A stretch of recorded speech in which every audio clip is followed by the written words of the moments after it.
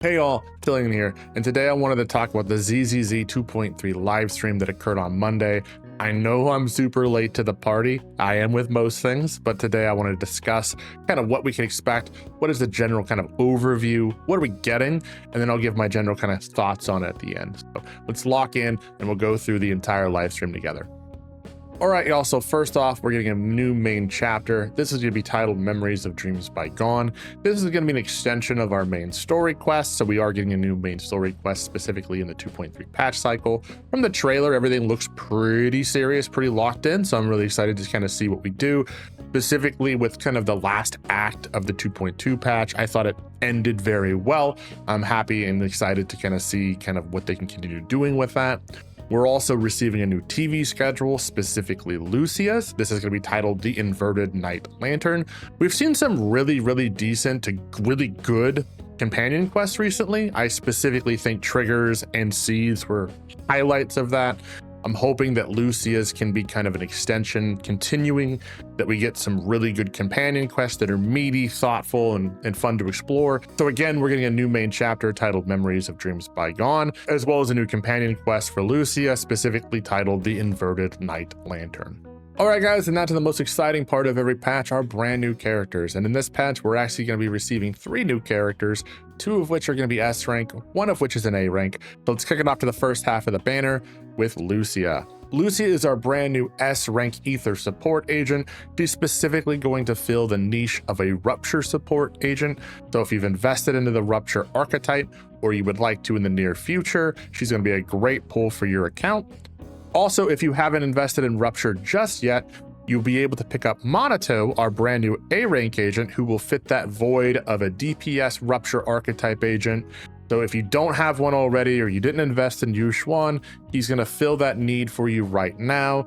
And then he's going to be available as an event character in 2.3, as well as being on her banner as an A rank agent. So if you are pulling for Lucia, hopefully you'll have plenty of opportunities to get multiple copies of him to further increase his capabilities. On the second half of the banner, we are going to be receiving Yidhari. She's going to be a brand new S rank Ice Rupture agent. So if you're looking for someone that can fit that DPS role on a Rupture archetype team that possibly could pair really well with Lucia, Yidhari is going to be an example of that. She seems to have a really fun and interesting play style with a big hammer, doing a lot of swinging attacks, a lot of cleaves, a lot of spins. It seems overall to be a really interesting and fun play style. So if it's something that you're interested in, maybe she's the pick for you. All right, now moving on to our reruns. On the first half of the 2.3 patch, we'll be getting Vivian. Vivian is an Ether Anomaly S rank agent. She's a much awaited for rerun character. Vivian is incredibly strong as a sub DPS within the Anomaly archetype. However, I will caution you that we are in kind of a more shield attack and now rupture space. So there is going to be a decreased value in Vivian moving forward. But with that said, I cannot stress enough how strong she is as an anomaly sub DPS, pairing with almost every single main carry that you can think of. Don't let her ether typing fool you either. She's incredibly good, incredibly strong, and well worth your consideration if you are invested into the anomaly archetype. Moving on to the second half of the 2.3 patch in our rerun banner, we are getting Jafufu. Now, Jafufu is a character I did not expect to be reran this quickly, but considering that both of our brand new S ranks are also of the Rupture variety, it kind of makes sense. Jafufu is specifically going to be a fire stun agent.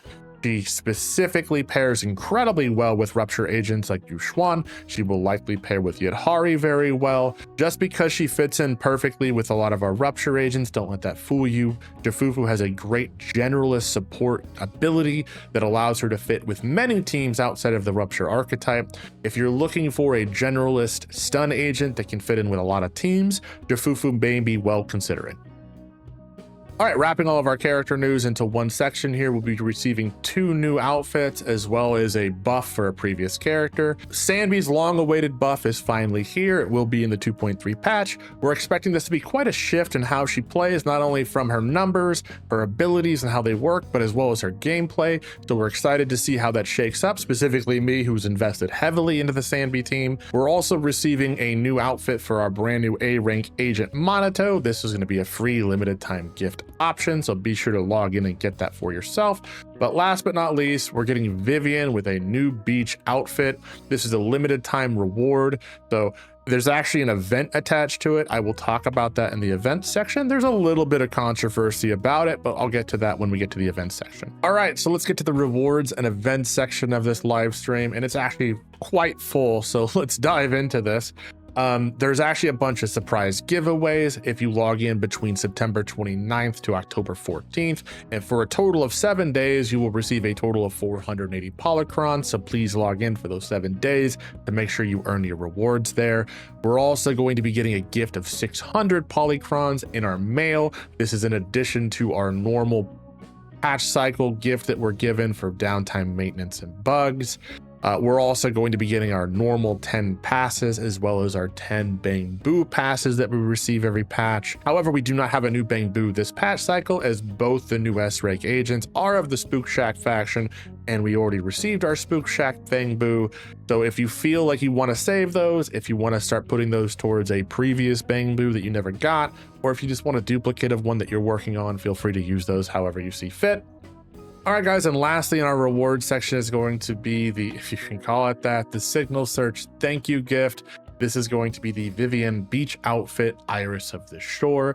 This is going to be effectively a encrypted master tape spending event, meaning that over the course of the 2.3 to 2.4 patch cycle, if you spend a minimum of 180 encrypted master tapes, you will then receive the outfit for free. Now, this means that you also would need to have Vivian on your roster in order for this outfit to actually have any use to you.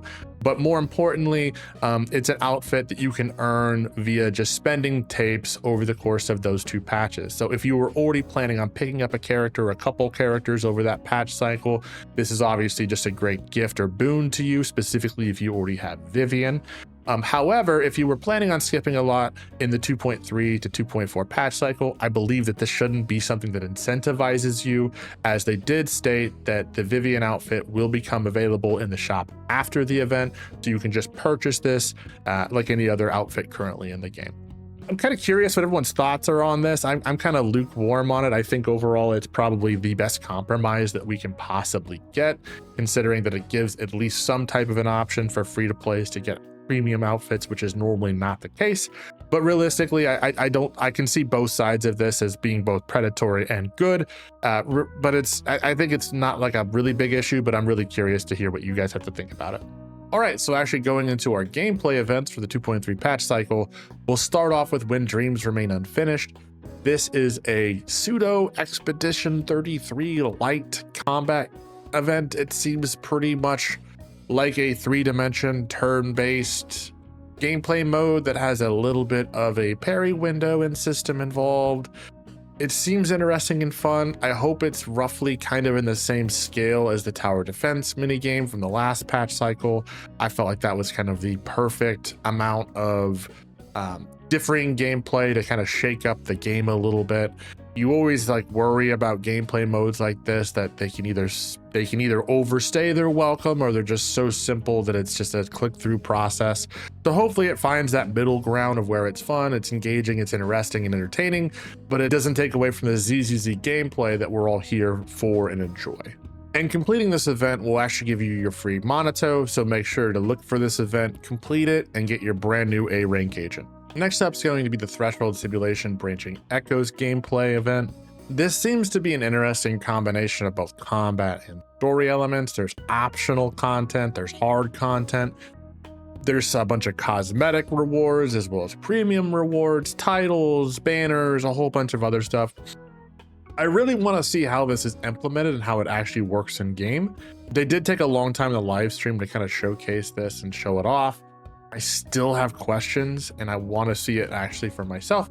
So I'm going to kind of withhold some of my thoughts on it until I get a better picture of what it is. It does look interesting. It does look kind of engaging. There's different endings. We can pick different endings and we get different badges for that. But I want to see how it's actually implemented in game and what it actually requires of the player before I can kind of give my full thoughts on it. Overall, more combat in an event. Great. We get to use the characters that we build.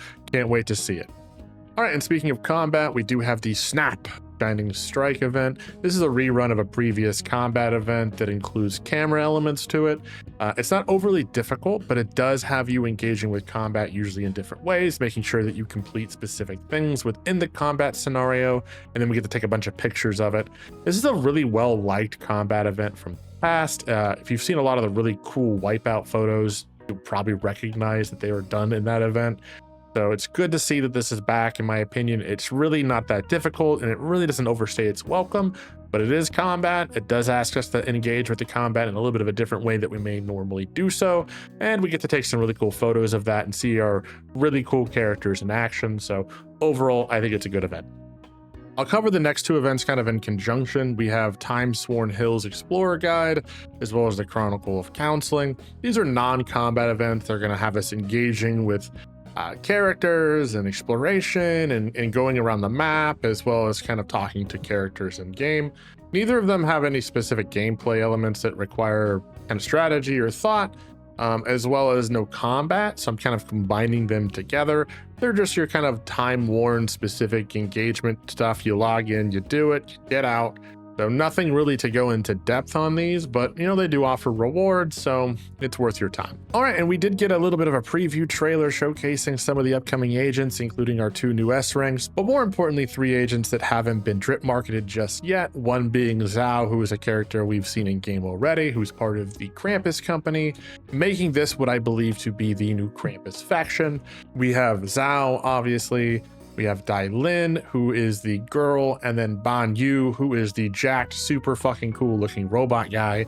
I'm excited to see what these guys can do. I'm excited to see what they're about. I'm excited to see what classes they may be.